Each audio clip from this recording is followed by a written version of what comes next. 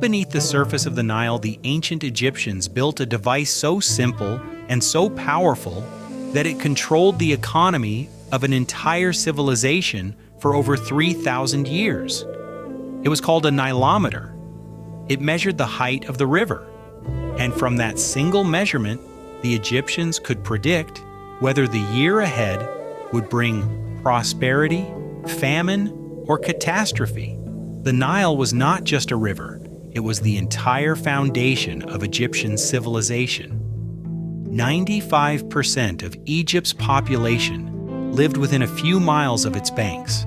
Without the Nile, Egypt would be nothing but desert. Every year between June and September, the river flooded. Melting snow and heavy rains thousands of miles south in the Ethiopian highlands sent a massive surge of water downstream. The floodwaters carried rich black silt that coated the farmland along the river, creating some of the most fertile soil on Earth. But the flood was unpredictable. If the water rose too little, the fields would not receive enough silt. The soil would be dry and poor. Crops would fail and people would starve. If the water rose too much, it would destroy homes, drown livestock, and wash away the very fields it was supposed to nourish. The difference between a good year and a disaster could be just a few feet of water. The Egyptians needed a way to measure the flood. So they built Nilometers, simple but ingenious structures, placed at key points along the river.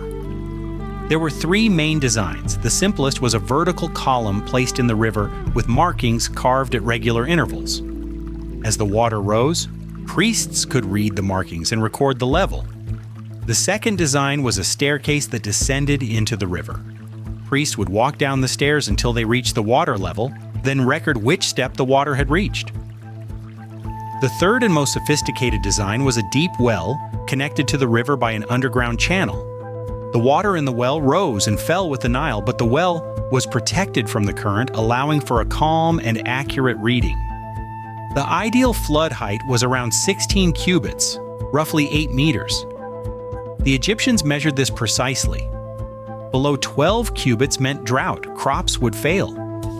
Above 18 cubits meant destructive flooding. Between 14 and 16 cubits was the sweet spot, enough water to fertilize the fields without destroying them. Here is where it gets truly remarkable.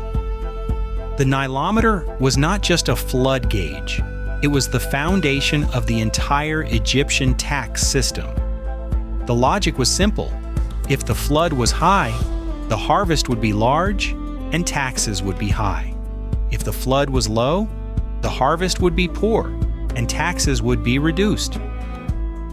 The Nilometer reading at the beginning of flood season determined the tax rate for the entire year. This was one of the earliest examples of data-driven economic policy in human history. A single measurement, taken from a stone column in the river, determined how much every farmer in Egypt would owe the pharaoh. The priests who read the Nilometers held enormous power. They were the only ones who could interpret the readings and announce the predictions. This gave them influence over the pharaoh, the farmers, and the entire economy. When the flood reached the ideal level, it was cause for celebration. Festivals were held along the Nile. Offerings were made to the gods. The announcement of a good flood was one of the most important events of the Egyptian year. Several Nilometers are still standing today. The most famous is on the island of Elephantine, near modern-day Aswan. It dates back to at least 600 BC, though Nilometers at the same site may have existed much earlier. Another well-preserved Nilometer stands on Rhoda Island in Cairo. Built in 861 AD, it features a tall marble column inside an ornate stone chamber. It was used to measure the flood for over 1,000 years. Today we use satellites and electronic sensors to monitor river levels around the world. But the principle is exactly the same. Measure the water, predict the outcome, plan accordingly.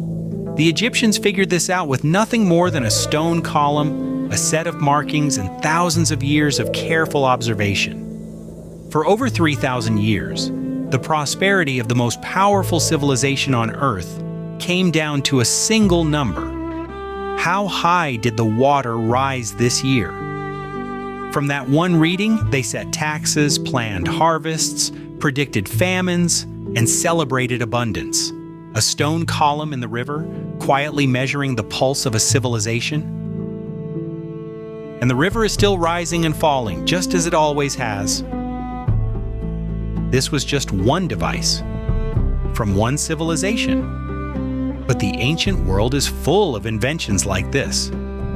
Ideas so elegant that they shaped entire societies for millennia.